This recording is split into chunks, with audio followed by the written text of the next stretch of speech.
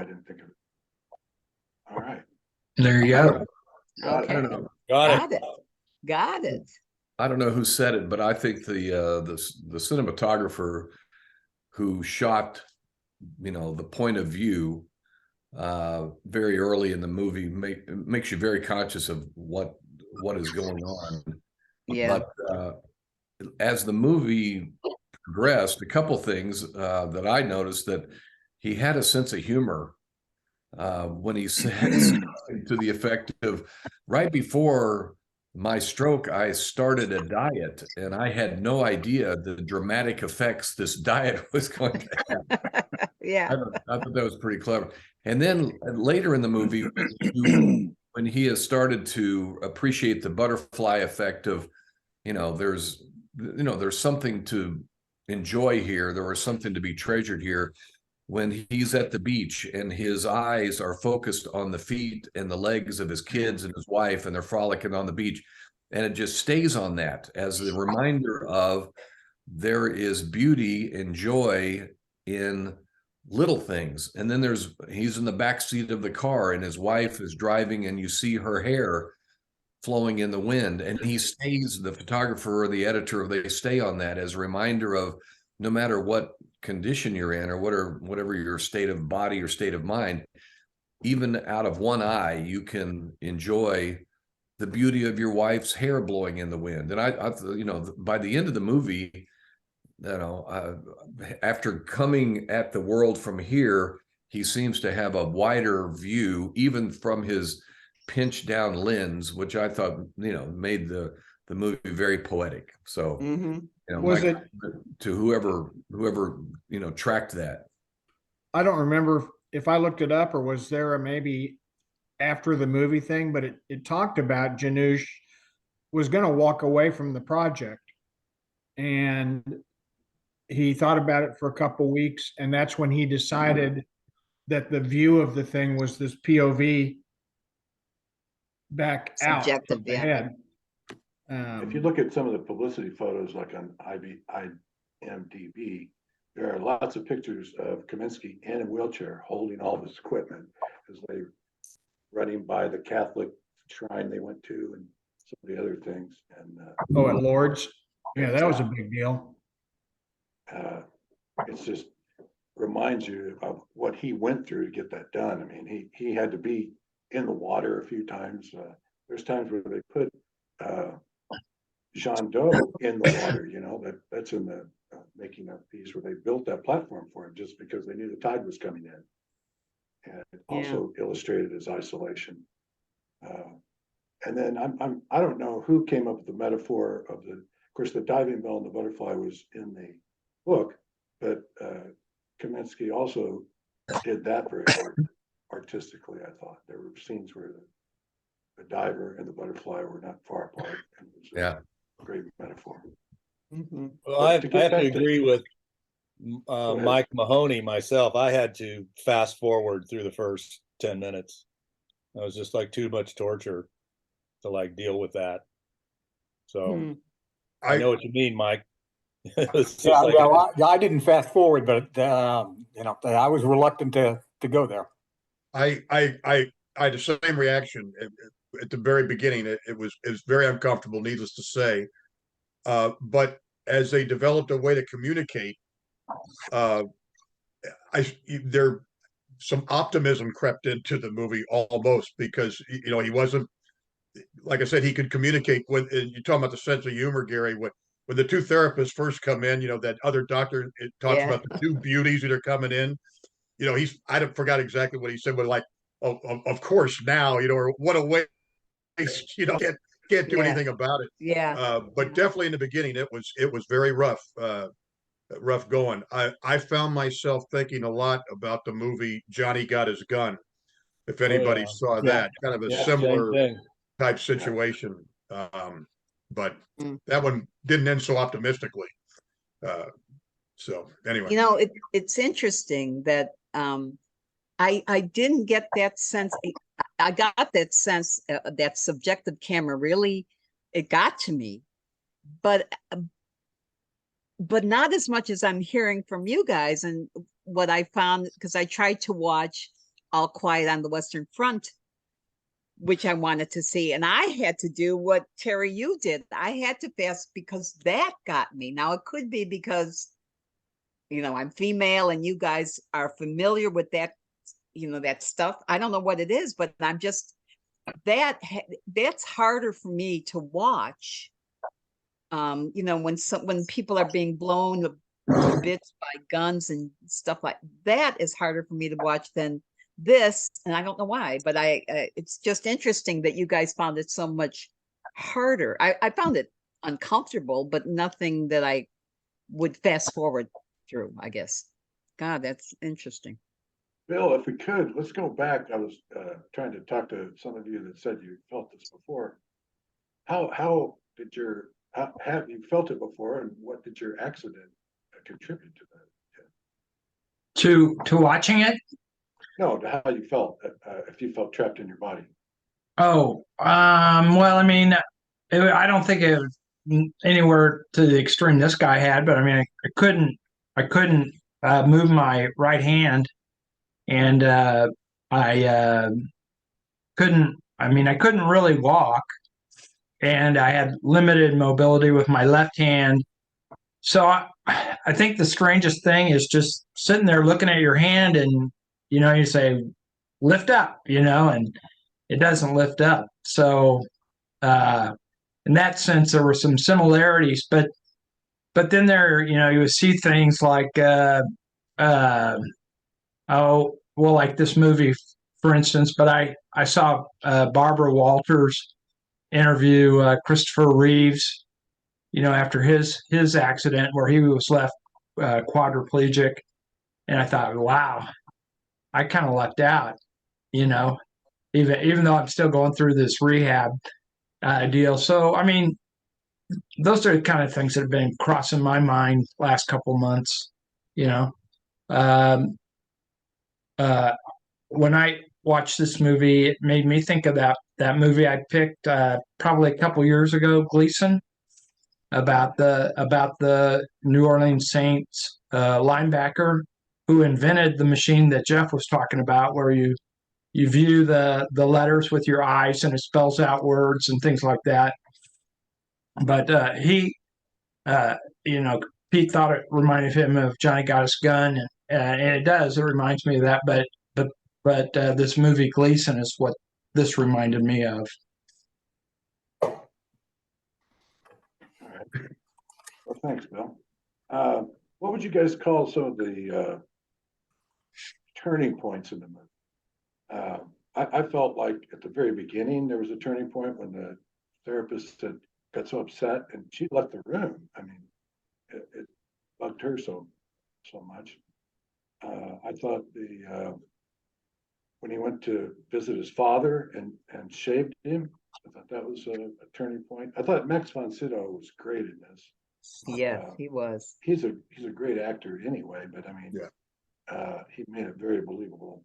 And for him to be so frustrated on the phone from the other end while he's experiencing something similar brought it home to me a little bit. And then I think when he turned the page and he decided I can enjoy whatever I want to enjoy, like I mentioned earlier. There's a lot of things I can't do, but I can be anywhere I want. I can go anywhere I want in my mind. And I thought those all fell together fairly seamlessly and turned it around. Yeah, the scene where he has the lavish dinner, kind of the ultimate fantasy. To me, it was confirmation that he was now in control and he was not a victim. And I don't know what you're talking about a turning point, but for me as a viewer, that was a turning point where he's now in control and he's not letting his circumstances control him.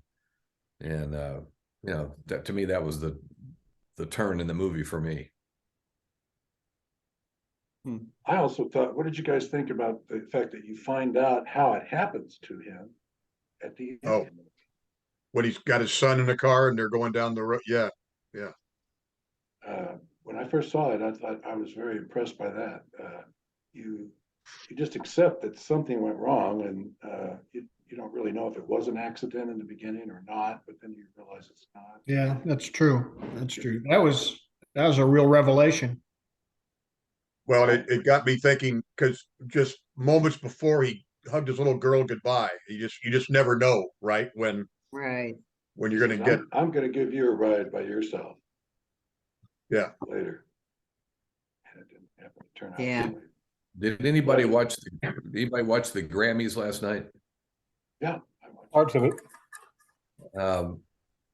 I didn't know what Bonnie Raitt's song was that won for Song of the Year, and I listened to it today, and I had to pull over on the side of the road. I've never had a song make me cry in the middle of a road trip, but what you were talking about, Pete, where you never know what the next minute's going to be, and her song is called Just Like That. And it is how quickly things can change, and I didn't know anything about the song. I thought she's up against Harry Styles and Beyonce, and this song must be a and I listened to it today. I literally had to pull over on the side of the road and cry, and it's a song about how fast things can change. Well, it's interesting you bring that up because it has to do with transplant, actually, and organ donation. It's from the perspective of an organ donor recipient, and he's going to visit the mother of the person who died and donated him his organs, which in this case was a heart. Right. So, of course, for Mike and me, that really hits home. And coincidentally, I also listened to that song today as I was waiting for my doctor's appointment. I actually started crying too. So, I got to listen to it. Well, it's a guy who circles the block trying to figure out which door to knock on. He knocks on the lady's door. She's not sure why he's there.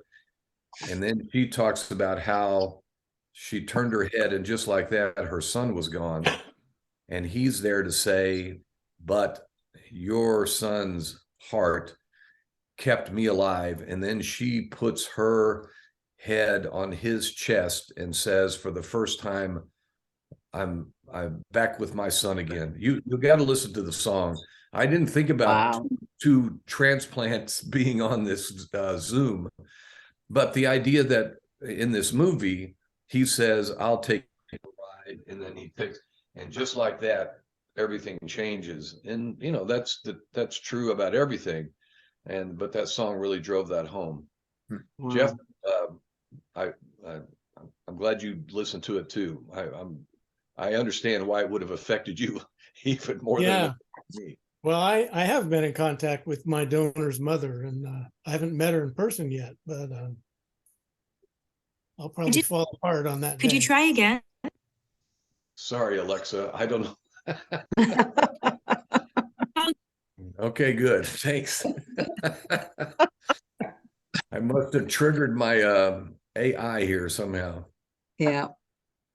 A couple of I like years the ago, fact that they included the accident as the last scene, just because it sort of, it completed the circle. It let you know the entire circumstance behind his predicament. I think Bonnie Raitt gave some credit to John Prine somehow in her speech as well, which I thought was great and kind of amazing.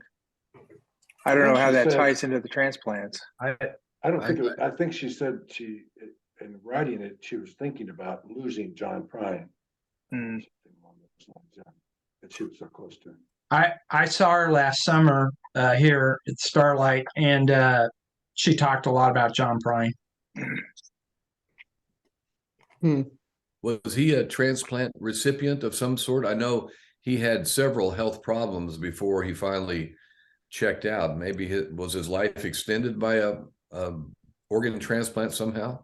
I'm not aware. So. No, he had throat cancer and emphysema and that kind of stuff, but I don't know of a transplant. Okay. So one thing that about this movie, was he a particularly good person? mean, I kind of took it that there wasn't anything particularly good about this guy. I mean, when his wife comes to visit him early on, it doesn't. He's talking to somebody and he says, she's not my wife. She's the mother of my children or something like that. Seemed like, and even at the end, doesn't he make so, somebody asks him about the two women or something, and he says, I'll take the model. It doesn't seem to me like his character he was a great He's character. French. I He's was gonna French. say French guy. Yeah, Yeah. that's Yeah, normal behavior in France. we didn't Yeah. talk about that scene, but when his wife takes the phone call from the lover Right. Yes. and facilitates that phone call, and then he has the balls to say, I've been waiting for you. Yeah. The character that his wife exhibits, that she is willing to facilitate a call with his lover. I mean, I thought that was an amazing scene. Well, Yeah. and all the other stuff that she did. I mean, Yeah. bringing the kids, taking them outside, going for walks. And then the other one is I just can't do it. Yeah. But She was that the was first so one to lame. come visit him too. Didn't wait, she's right there. Yeah. Yeah. The girlfriend is a no-show. Right. Right. I mean, I think it's kind of some of those aspects that kind of turned me off to the show, to not make it be a great show. But he wrote that. Yeah. He can, when he wrote it, I assume he wrote the fact that he was an asshole. Mm-hmm. A wife who was facilitating a phone call with a lover, which puts the wife in, a certain light, and the girlfriend in a different light, and it puts him in a light all of its own. I see what you're saying.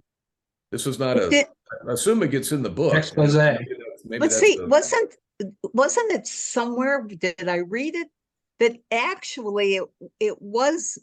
Now, if I'm pretty sure I'm getting this right.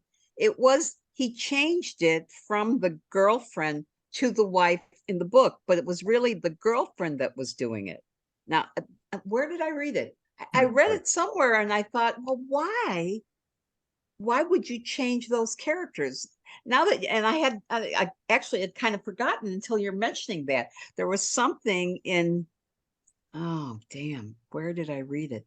There was something in the script that he wrote that was different than the movie. And that throws a real wrench in it. Yeah. And it was, I think the girlfriend was there and the wife wasn't. I think that's what it was. I have to.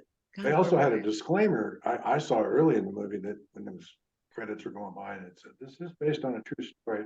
However, many parts were changed for dramatic effect. And so, Okay. just like a lot of movies, that's. Yes, exactly. so back to you, license. Bill. Yes, he's an asshole. Yeah. Yeah. With a capital A. Yeah. Yeah. I'll tell you. So I mean it to me it changed the whole perspective of the movie, but I'll tell you who was an asshole. Is the doctor that sewed up his eyelid. Talking about his ski trip to St. Moritz or something. Oh, man. Like, so not the best bedside manner. I've done this 1,000 times. Yeah. Have you? That's what he said. Yeah. Oh All right, God. well, that looks was like we're horrible. getting to the point where we need to move on, but thanks guys. I hope you enjoyed it. And I'm glad. Oh, yeah. I'm glad I got a chance to. Thanks. Yeah, Yes. very I distinctive am. movie. It Yes. sucked. I can't believe you made us go through this. all right. No, it was really good.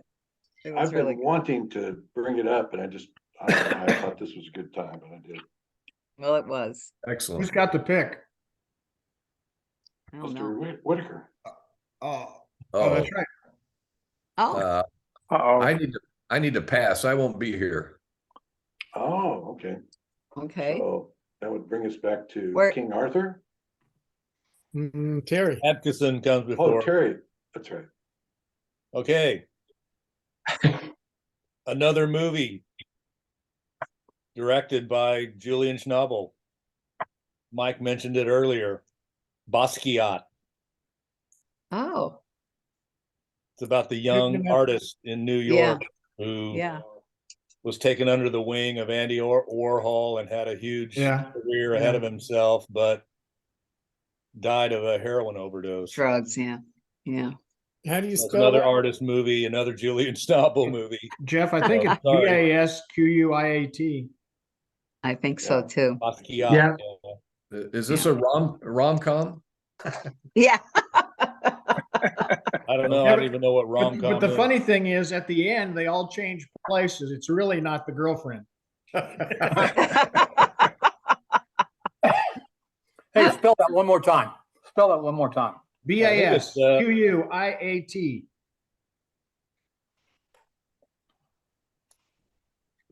I watched a couple episodes of Kunk. That's pretty funny. I have to do that one. And I watched Narvik. Has anybody seen? That's not so funny. Not so funny. Was it a good war movie though? Yeah, I good thought war so. movie? For a neutral country. Yeah, really. Norway. I watched Hallelujah, Leonard Cohen story. Oh, that's yeah. really good. That sounds good. It's really good. Yes, absolutely. I mean, strong recommendation. What's the title song? Hallelujah.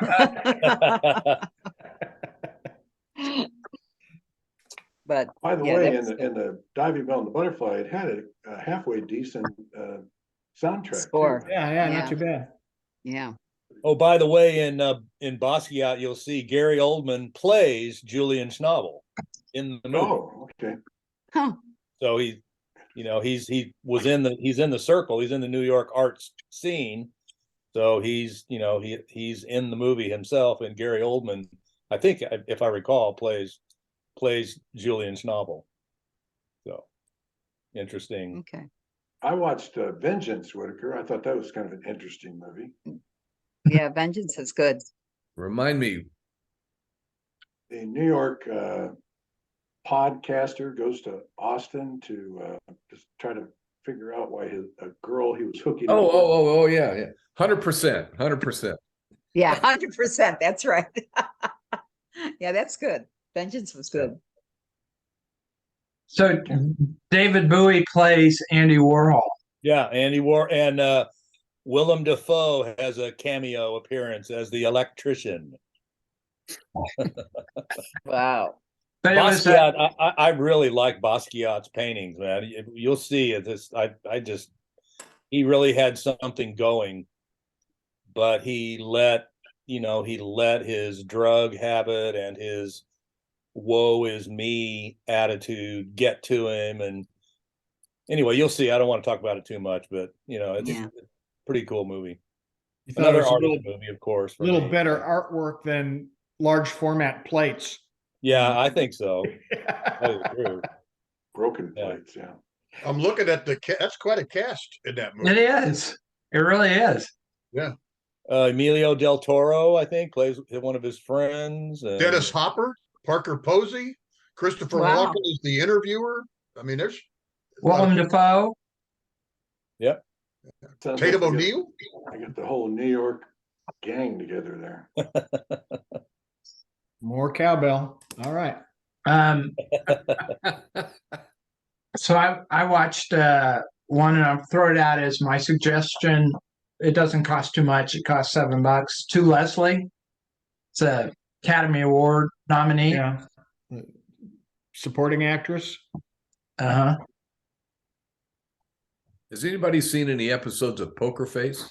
Yes, I Yes. love Poker Face. I watched the first one, that's all, but that was enough to hook me.